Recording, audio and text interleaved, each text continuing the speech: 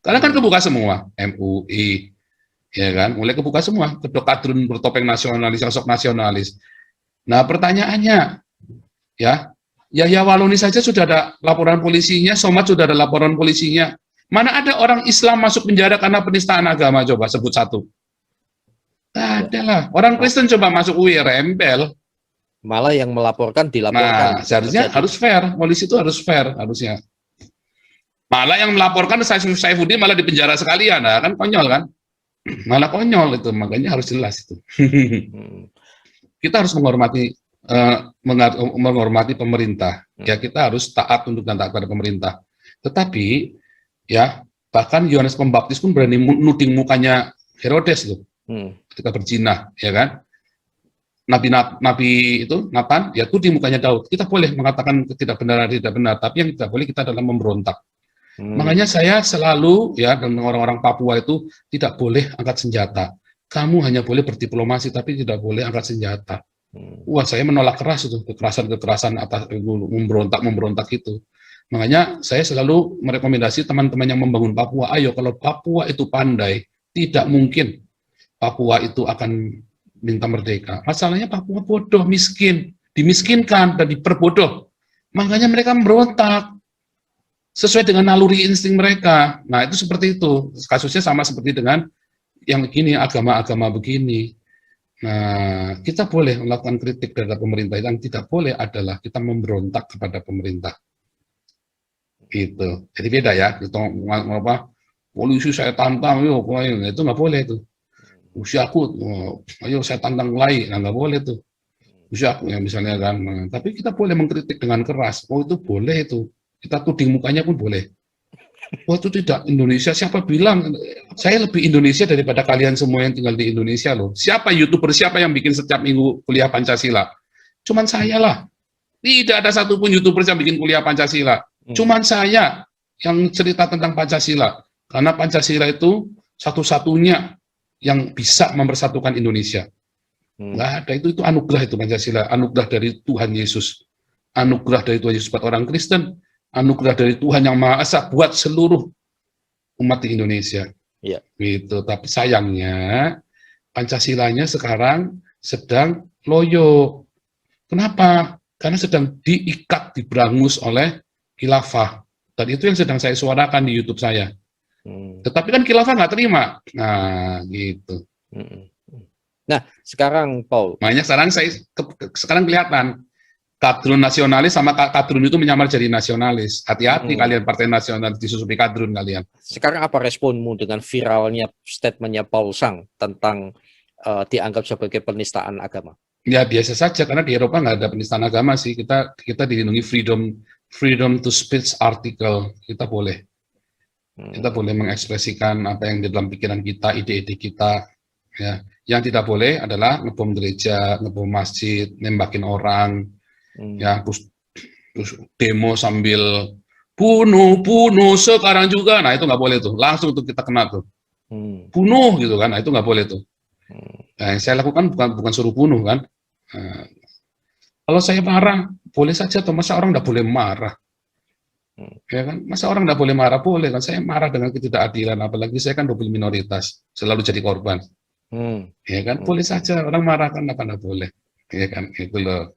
Oke, jadi kalau ini apa ya kita freedom to speech artikel nggak masalah kalau di sini. Oke, sekarang banyak statement-statementnya Paul Sang yang begitu keras, bahkan terkesan kasar, bahkan banyak yang mengatakan kurang berhikmat. Anda tidak memikirkan dampaknya untuk umat Kristen di Indonesia? Dampaknya apa? Ya tentu contoh statement ini kan membuat dampaknya apa? Dampaknya contoh apa yang terjadi saat ini. Anda kan di Eropa, banyak yang mengatakan begitu, sinisme terhadap Anda. Ya kamu di Eropa, seenaknya sendiri bicara. Tetapi kan dampak untuk di Indonesia ini, akhirnya Kristuber dan gereja dan seterusnya mengalami ketegangan. Gitu. Ada yang merasa demikian. Menurut Anda bagaimana? Kenapa harus tegang? Kenapa harus tegang kan pertanyaannya kan? Itu kan pertanyaan harus tegang. Kenapa harus tegang? Karena kalian takut. Kenapa kalian takut? Karena kalian nggak punya kasih. Berarti ada yang salah kan? Oh, tapi kan nanti ada pergolakan. Oh, saya banyak nggak ngerti yang kalian takutkan. Oh, nanti ada pergolakan. Nah, berarti kalian harus ngajarin, negara harus ngajarin rakyatnya. Masa kita 70 tahun lebih negara berdiri, negara Indonesia berdiri 70 tahun lebih, senggol dikit masih dibacok, senggol bacok, senggol bacok. Harus diajarin rakyatnya. Berarti ada yang salah, berarti ulama-ulamanya ada yang salah, pendeta-pendetanya ada yang salah. Ya kan, masa salah ngomong salah dikit bacok, ya kan? Itu berapa banyak tuh? Salah satunya Omega Suparno dibunuh itu, ya kan? Itu kan pertanyaan itu kan bukan ditanyakan kepada saya, tapi justru ditanyakan kepada para pendeta. Kenapa kamu takut? Karena kamu tidak memberitakan Injil. Ya kan? Soalnya kan di Kalian Indonesia berbisnis. cukup sensitif sekali masalah hal-hal. Berarti ada yang salah dengan agama yang membuat kalian ketakutan, dan kalian sekalian juga ada masalah, dan mayoritasnya juga berarti ada masalah. Berarti agama mayoritas nggak benar dong kalau begitu. Coba lihat di Eropa, agama mayoritas kan Kristen, tapi orang Islam bahkan sampai Allahu Akbar, tembak dua orang itu tetap nggak ada sini orang Islam terus diapain gitu kan, dijarah di apa, nggak ada di sini di Eropa. Kenapa? Karena ada kedewasaan berpikir. Ya kan? Berarti kan ada yang salah dengan Indonesia. Justru kan itulah suara kenabian. Itulah sebabnya saya menyerukan suara kenabian ini. Penting itu, ya. Jadi harusnya introspeksi para ulama. 70 tahun negara berdiri tapi masih bego. Nah, itu kan harus dipikirkan. Hanya karena Islam mayoritas tuh saya nggak boleh ngomong begini. Ya nggak bisa juga. Saya sudah melepas warga negara Indonesia saya. Jadi saya ada di Eropa, saya dengan hukum Eropa, dan saya bukan berbicara atas nama negara manapun, saya berbicara bukan atas nama agama apapun, saya tidak berbicara atas gereja manapun, saya berbicara atas nama diri saya sendiri, yang di sini dilindungi kebebasan berekspresinya, dan saya melihat itu ada di Indonesia, kebobrokan itu. Loh, jangan campuri lagi dong, oh, bukan masalah campuri, saya dulu jadi korban. Ya kan, kita minoritas itu selalu jadi korban, makanya saya menyuarakan ini. Ya, kalau kalian nggak mau disuarakan, terserah. Saya hanya menyuarakan suara saya sendiri. Saya kan mau ngomong apa saja kan terserah saya, boleh-boleh saja kan. Nah, kalau ada yang tersinggung misalnya, ya berarti ada yang salah dengan iman Anda. Loh, tapi kan nggak semuanya dewasa. Nah, berarti Anda gagal selama 70 tahun mendidik umat. Kan begitu kan.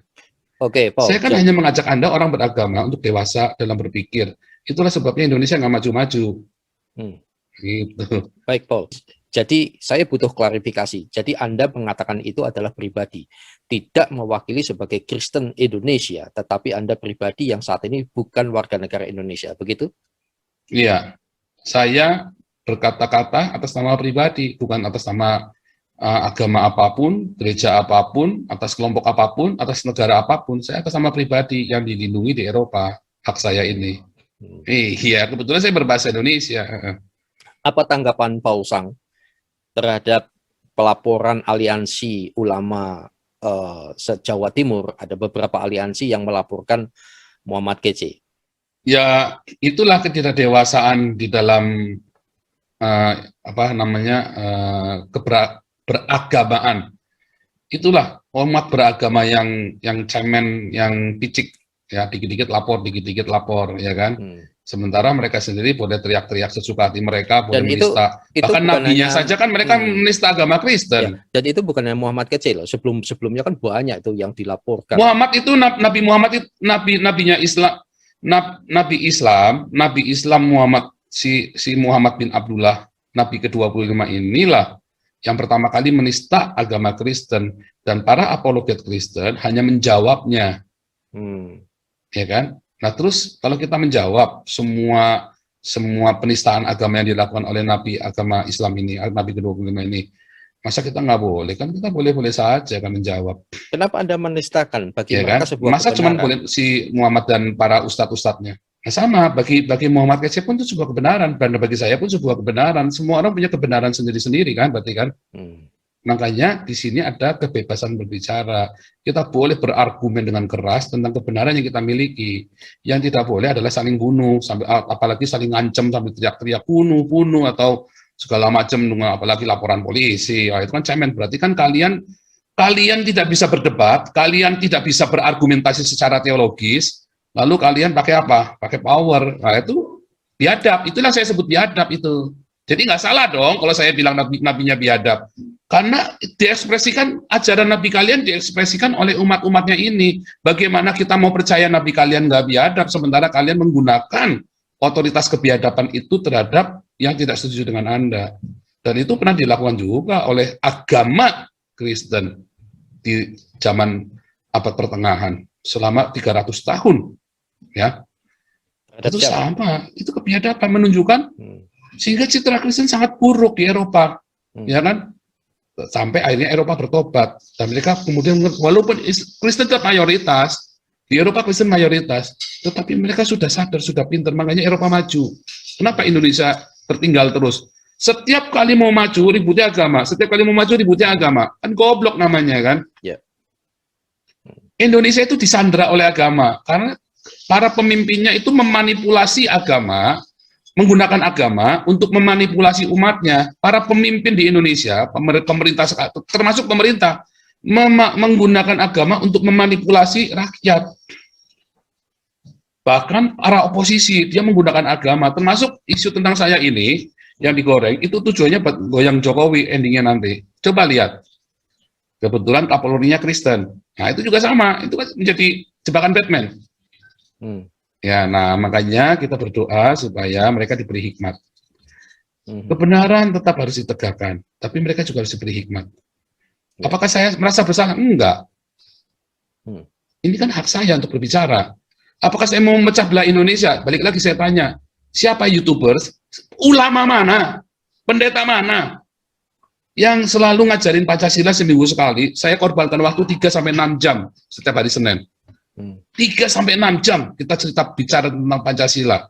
3-6 jam coba untuk bicara tentang kebangsaan, tentang Pancasila yang diajar oleh Brigjen Purnawirawan Junias Tobing. Ngapain? Kadang-kadang nggak bisa dimonetasi, nggak bisa diuangkan videonya itu. Tetapi kenapa saya lakukan? Karena saya sedang mengajar ya kepada orang-orang yang saya tahu. Apa salahnya? Ya suka-suka saya kan boleh bebas berekspresi, ya kan? Nah, saya sedang mengajarkan kalian selama ini salah. Saya di Eropa begitu melihat Eropa, gila bener ini Eropa ya, keren amat orang bisa menghargai, saling menghargai. Eropa itu lebih Pancasila dari Indonesia loh. Sila pertama, ketuhanan yang Maha Esa. Orang Eropa itu lebih religius loh, lebih religius. Cuman dibalik mereka menghormati orang yang sekuler. Orang Eropa lebih religius daripada orang Indonesia, lebih humanis mereka, kemanusiaannya ada dan beradab. Mereka lebih humanis dan lebih beradab. Nggak ada orang karena beda agama dimasukkan penjara, karena pindah agama masukkan penjara, masjid dibakar. Nggak ada di sini begituan. Itu hukumannya berat sekali. Nggak cuma, dan memang kamu udah terdeteksi. Bahkan kemarin di Berlin, ya semasa COVID, orang Islam kan masjidnya tutup bangkrut karena kan mereka nggak punya maintenance, uang buat maintenance. Mereka disuruh sholat di ini loh, selama Ramadan itu sholatnya di dalam gereja loh di Berlin itu. Ayo, betapa kemanusiaan dan beradabnya mereka, betapa mereka berketuhanan yang Maha Esa, agnostik. Karena di sini kan agnosticism ya kan. Mereka bukan ateis loh, salah kalian orang Indonesia menganggap orang Eropa ateis. Orang Eropa itu agnostik. Ada Tuhan, tapi bukan Tuhan yang kamu sembah itu. Beda.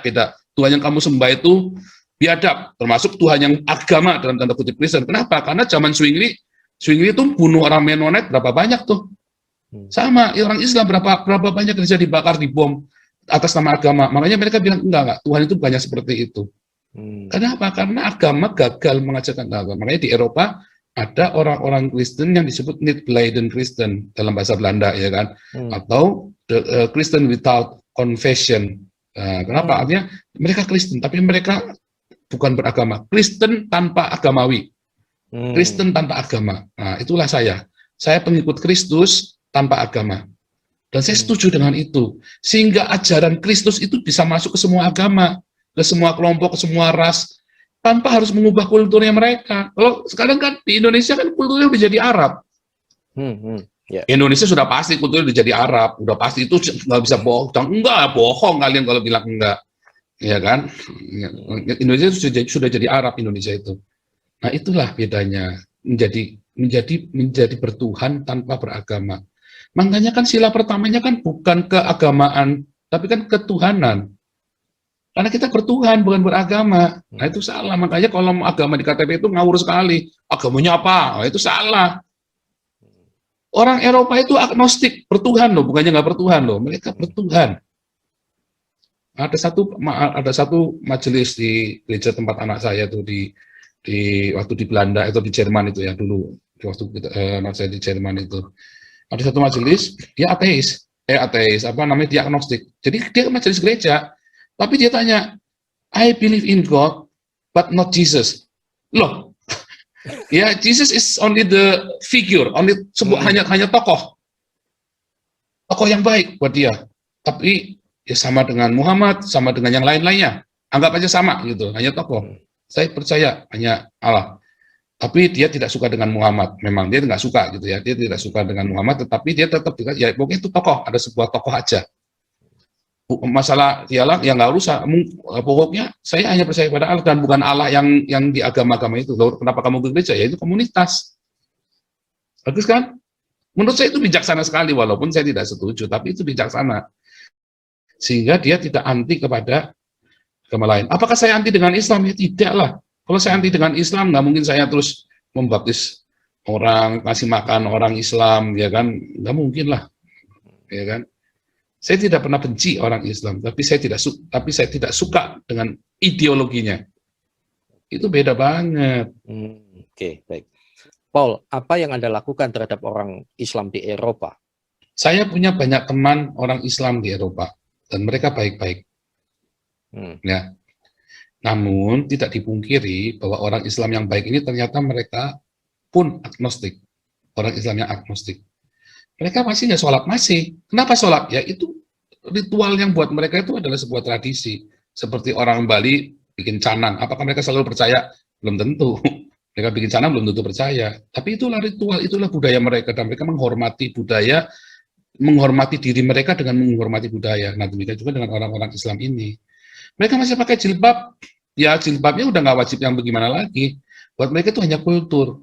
Itulah sebabnya mereka bisa bersalaman dengan kita, mereka bisa duduk bareng sama kita, makan bareng sama kita, ya kan? Bisa bercanda dengan kita. Bahkan teman-teman anak saya banyak yang masih Muslim, dan mereka baik-baik, karena mereka tidak mabuk dengan agama, mereka sudah lelah dengan agama. Mereka sudah lelah. Tapi orang-orang Islam yang masih ini ngotot dengan agamanya, oh biasanya mereka tidak baik. Serius. Saya tuh berapa kali juga sempat ini ya, mereka itu meludah di depan kita, bilang Cina haram. Saya tahu banget kata Cina haram itu kan saya tahu Cina. Terus yang ludah begitu. Mungkin itu perasaan saya. Ya sekali dua kali perasaan. Kalau sering kan nggak bukan perasaan itu. Dan seharusnya saya bisa nuntut. Karena itu adalah tindakan rasisme. Di sini nggak boleh. Cuman saya kan sedang menginjili mereka. Masa saya tuntut ya bener aja kan? Nggak boleh dong. Saya kan sedang menginjili mereka. Banyak yang Paul bawa kepada Tuhan Yesus. Memang itulah kenyataannya. Di Indonesia kan juga sama. Banyak, sudah berapa. Sekali baptis itu kita bisa 20-40 orang. Nah, ini kan masalah karena COVID nggak boleh kan. Jadi kemarin ada orang Irak kita baptis, ada orang dari RRC kita baptis. Ya kan. Nah, ini itu ya, orang terus ada dari kemarin Iran. Tapi kita nggak bisa agresif seperti dulu karena masalah COVID ini kan. Jadi setahun ini kita benar-benar pemuridan. Ya saya kita aja nggak bisa berkunjung, nggak bisa berkunjung ke masuk ke dalam ininya mereka, ke campnya mereka karena masalah COVID ini. Kita ketemunya di luar. Nah kalau ketemu di luar mereka suka keberatan karena mereka takut kan kalau ketemu gaul gitu kan, ketemu kita. Kalau di camp kan kita masuk ke ininya mereka, ke roomnya mereka, kita ngobrol-ngobrol udah nggak ketahuan gitu loh. Jadi anggap ini cuman apa gitu kan, tamu biasa gitu loh. Oke, Paul. Sekarang tapi kalau ketemu di tempat umum mereka takut berpapasan dengan orang lain, ada yang paparasi begitu loh. Sebagai penutup, ada 3 hal yang mau saya tanyakan. Apa pesan Paul? 1 kepada umat Islam Indonesia, 2 kepada umat Kristen Indonesia, dan yang ketiga kepada para apologetuber, kemudian para kristuber dan sejenisnya. Kepada orang Islam, saya selalu berpesan apa? Beragamalah, tinggalkanlah agama Anda, tapi bertuhanlah dengan benar. Jadi beragama itu bukan bertuhan itu bukan beragama. Tetapi kalau kalian tetap beragama, ya bukalah pikiran Anda bahwa Anda tidak hidup sendirian di muka bumi ini. Dan kebenaran, setiap orang punya kebenaran sendiri. Nah, kedua, kalau buat orang Kristen, ya, jangan takut. Saya lelah 40 tahun merasa takut. Ya, saya lelah. Sehingga saya mulai berani. Karena saya baru sadar, ketika saya takut itu, saya membenci mereka. Tapi ketika saya mulai berani, saya melihat, ternyata saya mengasihi mereka. Bahkan beberapa teman muslim pun saya bantu. Saya kata mereka ini ya, yang saya akrab dengan saya dekat terus ya. Kami pun saling bantu, walaupun nggak banyak ya, tapi kita bantu karena saya sendiri kan bukan orang punya banyak duit. Tapi saya merasa mereka teman saya kok, sahabat saya kok. Dan kalau ada orang telepon saya, teman-teman saya muslim, saya selalu sambut kok, saya senang kok. Mereka cuman apa namanya ya, kita ada, wah gila lu ya, gua tersinggung ya, bercanda ya. Tapi saya pun bercanda dengan mereka. Itu bukan buat kamu lo ya. Saya bilang itu bukan buat kamu itu, saya bilang. Saya kasih catatan. Nah, jadi ketika Anda takut, sebenarnya Anda sedang tidak mengasihi. Tetapi coba Anda milikilah rasa kasih kepada mereka. Nanti rasa takut itu hilang. Nah, makanya jangan takut. Ya, minoritas enggak. Karena kalian diem, maka pemerintah bilang nggak ada. Tapi karena sekarang ini jadi heboh, maka sekarang tahu pemerintah ini ada. Keluhan itu kan sebenarnya yang saya suarakan ini kan suara kalian semua yang kalian pendam. Cuman kalian munafik aja kan, nggak berani ngomong kan. Nah, ketika saya suarakan, kalian kan langsung kejang-kejang semua kan, munafik semua. Oh, itu bukan Kristen. Ya memang saya bukan Kristen. Saya pengikut Yesus. Ya kan, nggak ada para rasul ngaku dirinya Kristen. Coba dibaca Alkitab yang benar bahasa aslinya ya. Jangan terjemahannya. Nggak ada para rasul ngaku dirinya Kristen. Nggak ada. Ya kan? Saya pengikut jalan Tuhan. Gitu. Nah, kemudian, kalau buat para Kristuber, nah, berhentilah untuk menganggap sesat orang lain. Musuhmu itu adalah ideologi Islam, bukan orang Islam ya, beda ya. Saya dengan itu pengurus-pengurusnya beberapa dari AWF, dari orang-orang Islam yang lain, saya bersahabat. Bahkan dengan Yudi Mulyana pun waktu dia belum dibaptis, saya bersahabat dengan dia, masih beberapa kali kontak WhatsApp, tanya teman di mana, apa segala macam. Kita kontak-kontak, nggak ada masalah. Ya, dengan teman-teman Islam yang lain, ya, Edi Prayitno, saya juga kontak-kontak. Saya tidak mencari, tadinya apa? Saya membuka diri. Ketika Edi Prayitno curhat, saya juga cerita, ya kita sama-sama punya masalah, Mas Edi. Ya, oke. Tapi ini kita keep. Kenapa kita keep? Nggak kita buka, karena itu adalah pribadi. Bukan berarti, wah Edi Prayitno mau jadi Kristen, bukan juga. Tapi itu adalah bentuk bahwa kita bisa bersahabat. Saya ketemu Edi Prayitno, coba orang-orang Islam kan kejang-kejang semua. Tapi kan saya bisa rangkulan, bisa duduk makan bareng, bisa ya kan tanpa ada perdebatan. Saatnya debat kita debat ribut, saatnya kita lagi mau makan bareng kita baik-baik lah. Itu harus dewasa. Makanya para Kristuber YouTuber itu dewasalah. Jangan menganggap orang saudaramu sendiri itu sesat bidat. Saya nggak takut jadi anggap bidat ya. Emang lu siapa? Ya kan, belum tentu lu masuk surga juga kok. Ya kan, kalian orang-orang Kristen yang ngaku-ngaku paling benar dah, belum tentu kalian masuk surga kok. Aku yakin. Kenapa? Karena kalian tidak berbuah. Satu karakter, dua jiwa-jiwa. Karakter jiwa-jiwa. Makanya saya selalu nanya, kamu udah baptis berapa orang? Itu kan pertanyaan simpel tapi selalu bikin kalian kejang-kejang. Ya, jadi berbuahlah karakter dan berbuah jiwa-jiwa. Itulah tanda dari kelahiran baru. Nah, terus buat para pendeta-pendeta, ya. Ayo beritakan Injil. Beritakan Injil itu bukan dari satu mimbar ke mimbar, itu namanya jadi artis. Ya. Bedakan memberitakan Injil di pasar-pasar, di jalan-jalan, sama menjadi artis. Oh, Pak Paul mengerjakan di jalan. Oh, saya memberitakan Injil di jalan-jalan. Dari waktu di Indonesia, saya di jalan-jalan memberitakan Injil. Di Eropa pun saya di jalan-jalan memberitakan Injil. Ya, kepada tetangga, kepada saudara, semua. Beritakan Injil. Bukan jadi artis dari gereja ke gereja, beda ya. Itu namanya mengajar. Nah, beda memberitakan, preaching sama teaching. Nah, itu harus dibedain. Ya. Oke, gitu, Pastor. Oke, Tuhan memberkati. Senang bisa berjumpa dengan Paul. Dan kami terus berdoa supaya Paul Sang dipakai Tuhan dengan luar biasa dan membuka wawasan lebih luas lagi. Bagaimana beragama dengan tepat, bagaimana bertuhan dengan tepat. Tuhan Yesus memberkati.